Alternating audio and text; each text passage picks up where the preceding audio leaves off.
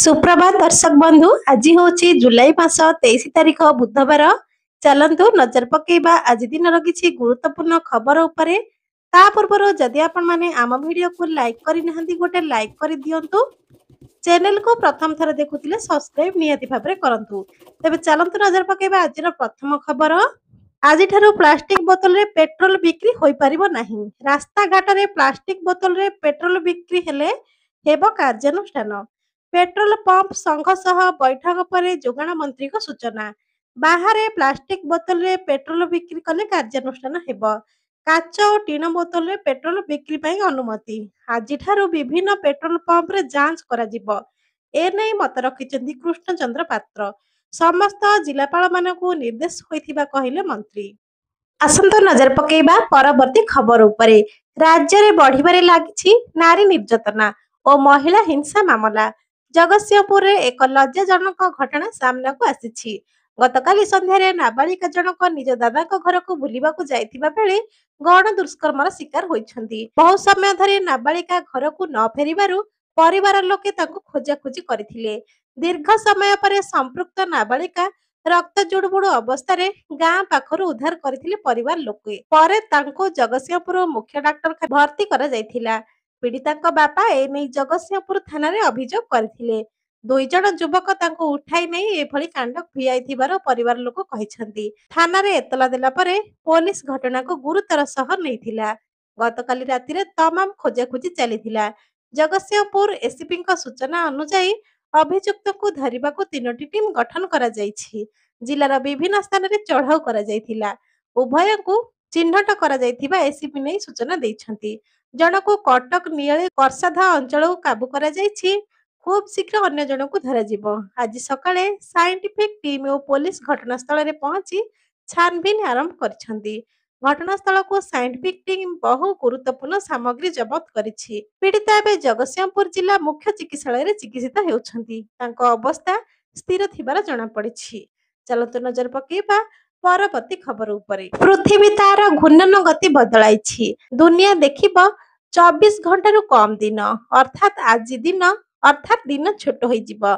जुलाई 22 रे पृथ्वी बहुत फास्ट घूरिबा फल रे दिन छोट होई जिवो। इतिहास रे सबुठु द्वितीय छोट दिन अनुभव हेबो। वैज्ञानिक माने कहिसंती पृथ्वीर घूर्णन गति अप्रत्याशित भाବରେ बढ़िछि। तेणु दिन छोट होई जिवो। 24 घंटा रु कम दिन देखिबाकू मिलिबो। दिनर समय रे एही परिवर्तन 1.34 मिलीसेकेंड रो परिवर्तन हेबो। एही परिवर्ते सैटेलाइट सिस्टम जीपीएस एवं समय ट्रैक करिबार प्रक्रिया को बदलाई पारिबो। वैज्ञानिक माने कहिसंती जे पृथ्वी गत 5 वर्ष रे अर्थात 2020 पर घूर्णन गति सामान्य द्रुत करिछि। गोटिए दिन ठीक 86,400 सेकेंड अर्थात 24 घंटा रहिबा उचित। किंतु पृथ्वीर घूर्णन केबे भी संपूर्ण स्थिर होई नाही। ग्रह द्रुत गति रे घूर्णन आरंभ करिछि जहा फल रे दिनर अवधि अनेक थर 24 घंटा रु कम होई जाइछि। चलंतु नजर पकेबा परवर्ती खबर उपरे। सतर्क रुहतु। आज राज्य रे प्रबल वर्षा नहीं पाणीपाग विभाग पूर्वानुमान करिछि।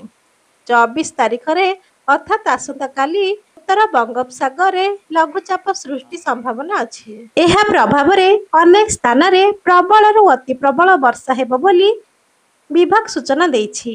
24 रु 26 तारीख जाए राज्यर विभिन्न स्थान रे प्रबल वर्षा संभावना अछि। आज कटक और नयागढ़ रे प्रबल रु अति प्रबल वर्षा होई पारे।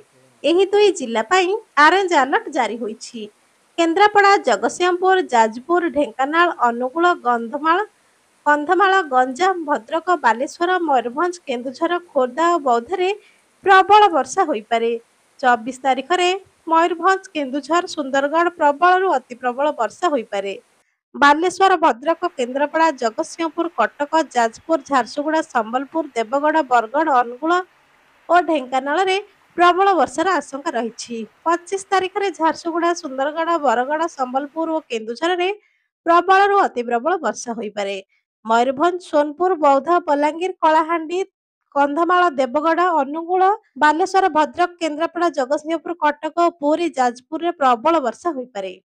ଚାଲନ୍ତୁ ନଜର ପକେଇବା ପରବର୍ତ୍ତୀ ଖବର ଉପରେ। ଦେବାଳିଆ ହୋଇପାରେ ପାକିସ୍ତାନ। 6.50 ଲକ୍ଷ କୋଟି ଟଙ୍କାର ଋଣ ନ ସୁଝିଲେ ଭୋଗିପାରେ ବଡ଼ ପରିଣାମ। ଚଳିତ ଆର୍ଥିକ ବର୍ଷରେ ଦେବାଳିଆ ହୋଇପାରେ ପାକିସ୍ତାନ। ଯଦି ପାକିସ୍ତାନ ଚଳିତ ଆର୍ଥିକ ବର୍ଷରେ ତାର 6.50 ଲକ୍ଷ କୋଟି ଟଙ୍କା ବା $23 ବିଲିୟନ ଋଣ ପରିଶୋଧ ନ କରେ ତେବେ ପାକିସ୍ତାନକୁ ବଡ଼ ସମସ୍ୟା ମାଡ଼ି ଆସିବ। ସୂଚନା ଅନୁଯାୟୀ ପାକିସ୍ତାନର ଅର୍ଥନୈତିକ ସର୍ଭେ 2024-25କୁ ଉଦ୍ଧୃତ କରି ଜଣାପଡ଼ିଛି ଯେ ସରକାରଙ୍କୁ 2025-26 ମଧ୍ୟରେ $23 ବିଲିୟନ ଋଣ ପରିଶୋଧ କରିବାକୁ ପଡ଼ିବ ଏବଂ ଯଦି ଏହା କରାନଯାଏ ତେବେ ବଡ଼ ପରିଣାମ ଭୋଗିବାକୁ ପଡ଼ିପାରେ। ଚାଲନ୍ତୁ ନଜର ପକେଇବା ପରବର୍ତ୍ତୀ ଖବର ଉପରେ। ଖୁବ୍ ଶୀଘ୍ର ନିଲାମ ହେବ 22 ଖଣି। ଏନେଇ ମନ୍ତ୍ରୀ ସୂଚନା ଦେଇଛନ୍ତି। ଖୁବ୍ ଶୀଘ୍ର ରାଜ୍ୟରେ 22ଟି ଖଣି ନିଲାମ ହେବ। ମଙ୍ଗଳବାର ରାଜ୍ୟ ଖଣି ମନ୍ତ୍ରୀ ବିଭୂତି ଜେନା ଏହି ସୂଚନା ଦେଇଛନ୍ତି। ମନ୍ତ୍ରୀ ଶ୍ରୀ ଜେନା କହିଛନ୍ତି ଖଣି ନିଲାମ ନେଇ ପ୍ରସ୍ତୁତି ଶେଷ ପର୍ଯ୍ୟାୟରେ ପହଞ୍ଚିଛି। ଖଣି ନିଲାମ ଦ୍ୱାରା ରାଜ୍ୟର ରାଜସ୍ୱ ବଢ଼ିବ। ବର୍ଷକ ମଧ୍ୟରେ 8ଟି ଖଣିର ଆକ୍ସନ ହୋଇଛି। ଖଣି ପାଇଁ ଶିଳ୍ପ ଆସିଲେ ନିଯୁକ୍ତି ପ୍ରକ୍ରିୟା ତ୍ୱରାନ୍ୱିତ ହେବ।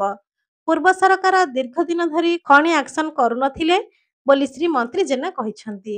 ଚାଲନ୍ତୁ ନଜର ପକେଇବା ପରବର୍ତ୍ତୀ ଖବର ଉପରେ। ହୁ ହୁ ହୋଇ ବଢ଼ି ଚାଲିଛି ସୁନା ଦର। 24 କ୍ୟାରେଟ 10 ଗ୍ରାମ ସୁନା ଦାମ 1,01,290 ଟଙ୍କା ହୋଇଛି। ଭାଙ୍ଗିଲା ସବୁ ରେକର୍ଡ। ହୁ ହୁ ହୋଇ ବଢ଼ି ଚାଲିଛି ସୁନା ଦର। ପୁଣି ଲକ୍ଷେ ଟଙ୍କା ଅତିକ୍ରମ କରିଲା ସୁନା ଦାମ। ନିୟମିତ ଭାବରେ ବଢୁଛି ସୁନା ଦର। ଜୁଲାଇ 22 ଅର୍ଥାତ୍ ମଙ୍ଗଳବାର ଦିନ ବଢ଼ିଛି ସୁନା ଦାମ। 24 କ୍ୟାରେଟ ସୁନାର ଦାମ 10 ଗ୍ରାମ ପିଛା 1,01,290 ଟଙ୍କା ରହିଛି। ଗତକାଲି 1,150 ଟଙ୍କା ଥିଲା। ଏଥିରେ 1100 ଟଙ୍କା ବୃଦ୍ଧି ହୋଇଛି। ଏଥିରେ 1140 ଟଙ୍କା ବୃଦ୍ଧି ହୋଇଛି। ସେହିପରି 22 କ୍ୟାରେଟ 10 ଗ୍ରାମ ସୁନା ଦାମ 92,850 ଟଙ୍କା ରହିଛି। ଗତକାଲି 91,800 ଟଙ୍କା ଥିଲା। ଏଥିରେ ବି 1,050 ଟଙ୍କାର ବୃଦ୍ଧି ହୋଇଛି।